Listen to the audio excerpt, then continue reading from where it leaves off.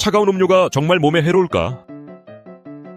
몸을 생각해서 찬물 대신 따뜻한 물을 마셔야 한다. 특히 아시아 문화권에서는 어릴 때부터 흔히 듣는 말입니다. 차가운 음식과 음료가 몸의 균형을 해친다고 보는 전통적인 지혜에 뿌리를 두고 있습니다. 하지만 이것이 단순한 구전일까요? 아니면 과학적 근거가 있는 사실일까요? 혹시 당신도 무심코 얼음이 가득 든 아이스 아메리카노를 주문하면서 속으로는 이게 정말 괜찮을까 하는 생각을 해본 적 없으신가요? 최근 저명한 국제학술지인 영국 영양학 저널에 발표된 새로운 동료 심사 연구가 바로 이 오래된 믿음을 파헤쳤습니다. 연구팀은 미국에 거주하는 아시아인과 백인 집단을 대상으로 음료와 음식의 온도가 건강에 미치는 영향을 비교 분석했습니다. 연구에서 발견된 가장 놀랍고 실용적인 5가지 사실을 누구나 이해하기 쉽게 정리해드리고자 합니다.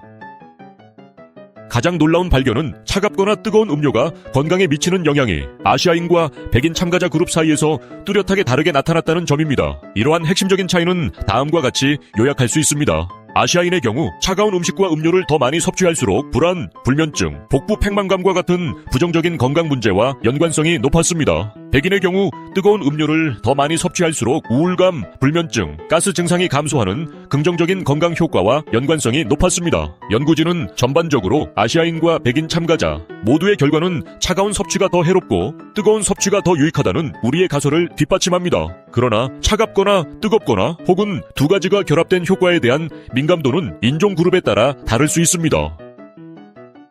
두 번째 핵심 발견은 아시아인 그룹에 초점을 맞춘 결과입니다. 연구에 따르면 아시아인의 경우 특히 여름철에 차가운 음료와 식사를 더 많이 섭취하는 것이 불안, 불면증, 복부 팽만감 점수 증가와 관련이 있었습니다. 이는 구체적인 수치로도 확인됩니다. 여름철 차가운 음료를 가장 적게 마시는 그룹에 비해 중간 정도로 마시는 그룹은 불안 점수가 2.68점이나 더 높았고 가장 많이 마시는 그룹은 1.29점 더 높은 유의미한 증가를 보였습니다. 불면증 점수 역시 가장 적게 마시는 그룹 대비 중간 그룹과 최다 그룹에서 각각 1.36점, 1.26점씩 높게 나타났습니다. 더운 여름날 마시는 시원한 음료 한 잔이 상쾌하게 느껴질 수 있지만 이 연구 결과는 아시아인에게 있어 정신건강과 소화기 건강에 숨겨진 단점이 있을 수 있음을 시사합니다.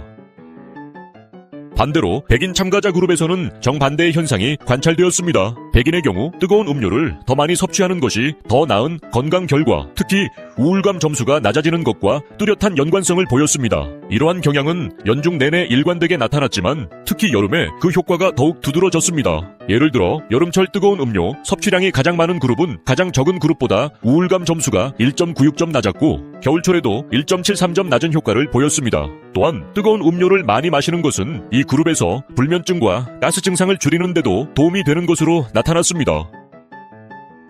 이번 연구에서 가장 흥미로운 발견 중 하나는 바로 손이 차가운 증상이었습니다. 연구 결과 음료 온도의 영향은 평소 손이 차갑다고 느끼는 사람들에게서 훨씬 더 강하게 그리고 거의 독점적으로 나타났습니다. 간단히 말해 아시아인에게서 나타난 차가운 음료의 부정적 영향과 백인에게서 나타난 부정적 영향은 평소 손이 자주 차갑다고 응답한 사람들에게서만 뚜렷하게 관찰되었습니다. 반면 손이 차갑지 않다고 응답한 사람들에게서는 이러한 연관성이 거의 발견되지 않았습니다. 이는 매우 중요한 시사점을 가집니다. 차가운 손은 자신이 섭취하는 음식의 온도에 얼마나 민감한지를 알려주는 간단한 지표가 될 수 있습니다. 연구진은 손발이 차가운 증상이 말초 혈액순환 장애를 반영할 수 있다고 보며 이러한 순환 문제가 있는 사람일수록 차가운 음식 섭취로 인한 전신적인 스트레스에 더 취약할 수 있다고 설명합니다. 마지막으로 이 연구는 문화적 관습이 실제 건강과 관련이 있을 수 있다는 점을 보여줍니다. 연구 시작점에서부터 두 그룹의 식습관에는 뚜렷한 차이가 있었습니다. 아시아인은 백인에 비해 차가운 음료와 식사를 훨씬 적게 섭취하고 뜨거운 식사는 더 많이 섭취하는 경향을 보였으며 중국 문화권의 참가자들은 실제로 차가운 음식 섭취량이 가장 적었고 조사된 부정적인 건강 증상을 보고하는 비율도 가장 낮았습니다. 이는 음식 온도에 대한 전통적인 문화적 가르침이 단순한 미신이 아니라 측정 가능한 건강상의 이점에 기반을 두고 있을 수 있음을 시사합니다.